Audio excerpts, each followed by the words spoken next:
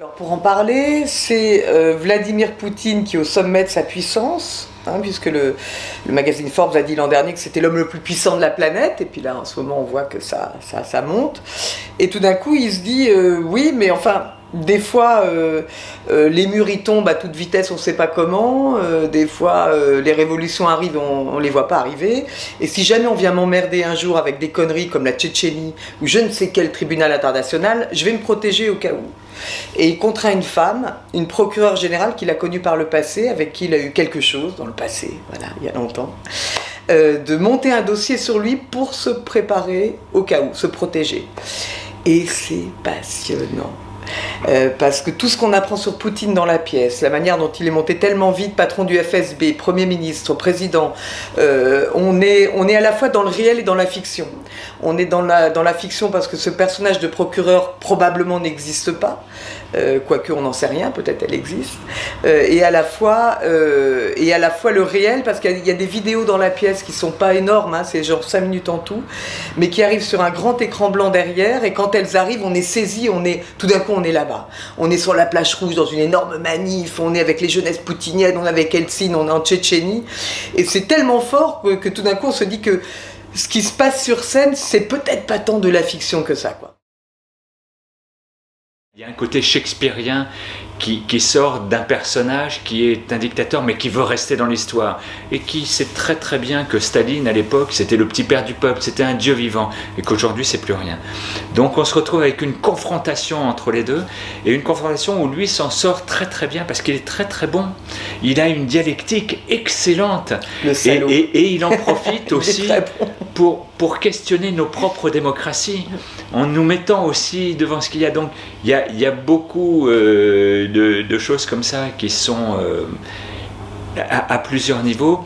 Et puis encore une fois, c'est avant tout l'affrontement d'un homme et d'une femme qui ne cède pas, ce qui est très énervant. En tout cas, comme dans Brigade, en effet, où il y avait, dans Brigade financière, c'était un très grand patron et une commissaire de la Brigade financière, et il y avait cet affrontement avec ces deux personnages qui défendaient tous les deux très bien leur monde, et c'est vrai que, et ce que les gens appréciaient, c'est-à-dire que c'était pas manichéen à vouloir être d'un côté ou l'autre. Alors après, on en pense qu'on veut. Moi, je pense que la commissaire avait tout à fait raison, mais peu importe, je veux dire que le grand patron aussi défendait très bien son truc. Et là, ce qui est vachement bien aussi, je trouve, dans la pièce de Hugues, c'est que Poutine se défend très bien et qu'on a sa dialectique aussi et qui est très forte, quoi, et il renvoie sèchement aussi les Occidentaux à leur monde politique et à leur et c'est très bien, quoi. C'est passionnant, surtout quand on voit ce que sont réellement les politiques. C'est génial. Et puis il se trouve que je connais un petit peu le sujet, que je connais un peu les intervenants, que j'adore me documenter parce que j'aime avoir des choses. Ce qui est génial avec le théâtre du réel, qui est un truc qui s'oublie un petit peu maintenant, alors que c'est vraiment une des fonctions fortes du théâtre. Il faut que ça soit amusant, il faut qu'il y ait une histoire, il faut que ça soit une pièce. Mais le théâtre du réel, ça vous permet d'avoir comme décor la réalité. Et la politique, c'est un décor super, je vous assure, ils sont étonnants ces gens-là. Et quand on les connaît un petit peu dans le privé, ils sont 3 fois plus étonnants, parce qu'ils livrent les choses, c'est très amusant. Non, c'est un personnage très, très complexe en fait, Poutine, parce qu'il a l'air de rien. Je veux dire que il a, en même temps, il y a quelque chose de glaçant chez lui. On ne sait pas pourquoi. Pour tous les gens, quand on leur dit Poutine, ils font voilà, ou ils sont fans, parce que ça, il y a des fans aussi. Il y a des Russes, notamment des Russes. C'est un personnage très très intéressant. Très complexe. Il est très complexe. Parce que d'une façon assez amusante, les Russes n'aiment pas beaucoup sa politique, mais ils l'adorent lui. D'abord parce que c'est quelqu'un d'énergique, qu'il façonne remarquablement son image au travers des télévisions, des médias, et puis aussi parce qu'il a cette vision de remettre la Russie au centre du monde, ce qu'il a réussi à faire d'ailleurs, et du coup c'est très très intéressant. Et l'apport des vidéos est là très très très important, parce que au-delà du discours, parce que tout le monde parle bien, il y a ce que les gens font. Et de mettre les deux en parallèle, même avec des brefs rappels, oui, ça a un énorme impact. On a joué, donc on l'a créé à Avignon, où ça a été un gros succès à Avignon. Et les gens étaient passionnés justement parce que le travail qu'il a fait, lui, pour écrire la pièce, est un vrai travail d'investigation, de recherche, etc. Et tout d'un coup, on a une trajectoire. Alors que pour les gens, Poutine, c'est un peu justement un personnage opaque sur lequel on a des idées, mais tout ça est un peu décousu quelque part. Et là, tout d'un coup, on comprend un peu sa trajectoire, et on comprend un peu plus qu'il est. C'est ça qui a passionné les gens en fait. Ce qui fait que ça n'empêche pas les questions, hein, ça ne met pas tout dans la clarté, mais on a quand même tout d'un coup une idée beaucoup plus claire quoi, ah oui, c'est vrai. Et puis on est confronté à ce réel sans arrêt, c'est-à-dire le réel de la politique de Poutine. Le dernier coup de cœur au théâtre, c'était encore une histoire d'amour.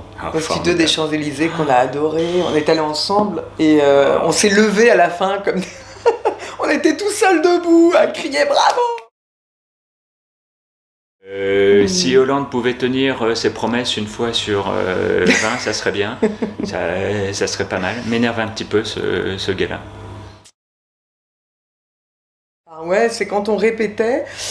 Il y a tout d'un coup Boris Nemtsov qui a été assassiné, qui faisait partie de la pièce, qui est donc un des chefs de l'opposition russe. Et ça a fait, c'est tétanisant. C'est-à-dire qu'on est en train de répéter, le personnage il est vivant, il est dans la pièce, on en parle. Et tout d'un coup on a modifié des répliques parce que, et du coup dans la pièce je dis il est mort sous vos fenêtres assassiné quoi. Et tout d'un coup, même quand je le dis tous les soirs, ça me monte aux yeux, c'est violent. Une comédienne. Non, mais je vous assure, avant déjà, je la trouvais géniale, mais je la voyais sur scène et je me disais, oh là là, c'est une panthère, c'est formidable. Mais maintenant, je peux lui donner la réplique. C'est pour ça que j'écris c'est formidable.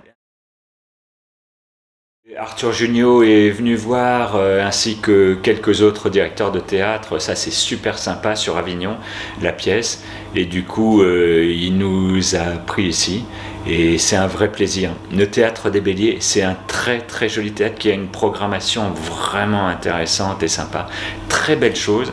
Et de faire partie de cette programmation, oui, ça nous a fait énormément plaisir. Moi j'ai eu un coup bas qui a été en même temps mon coup de bol. C'est la première Avignon que j'ai fait avec une pièce qu'on m'a proposée, où j'ai fait une adaptation et ça s'est fait à toute vitesse au mois d'avril. J'ai décidé de faire Avignon que je n'avais jamais fait, le Festivalhof, dans une salle complètement inappropriée. Enfin je n'y connaissais rien, j'ai pris le premier truc qui se présentait, ça a été un gros carton. Et depuis Avignon n'a fait que me porter chance. Et cette première pièce, les producteurs qui sont arrivés dessus après m'ont viré de la pièce pour mettre ils voulaient une comédienne beaucoup plus connue. Finalement, le projet s'est jamais fait, c'est bien fait. mais de là, j'ai eu la rage de créer une compagnie, etc. Et tous les autres spectacles qu'on a fait à Avignon ont été des bonheurs, quoi. Et donc ça, c'était le coup de comme quoi des fois, une vacherie, un coup de blues, ça peut donner le plus grand coup de bol et le plus grand coup de joie.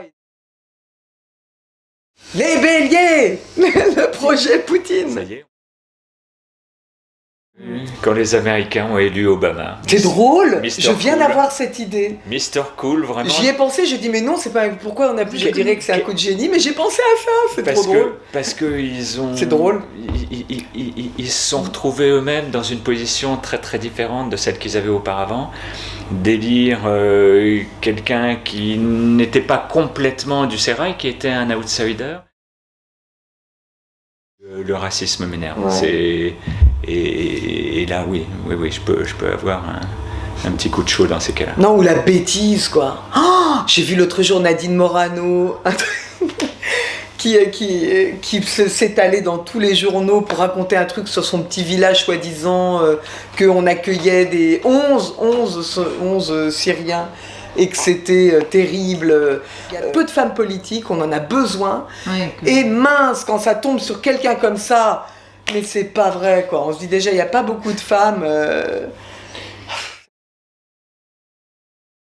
D'écrire du théâtre. J'ai écrit auparavant roman, polar, dans lequel je me servais pareil de la réalité comme décor, mais j'avais aucune idée du fait que j'étais capable d'écrire une pièce de théâtre. Et c'est Nathalie qui, après avoir joué plusieurs seuls en scène sur Avignon, m'a dit j'aimerais bien jouer autre chose et je préférerais avoir une pièce à deux, et où je lui ai dit mais j'ai un sujet, et elle était surprise, et écrire une pièce, oui, c'était un gros coup d'essai. Les coups de tête, ça serait que, on espère que faire un film avec Brigade Financière. Donc voilà. Et donc en tout cas là, on essaie de mettre ça en route.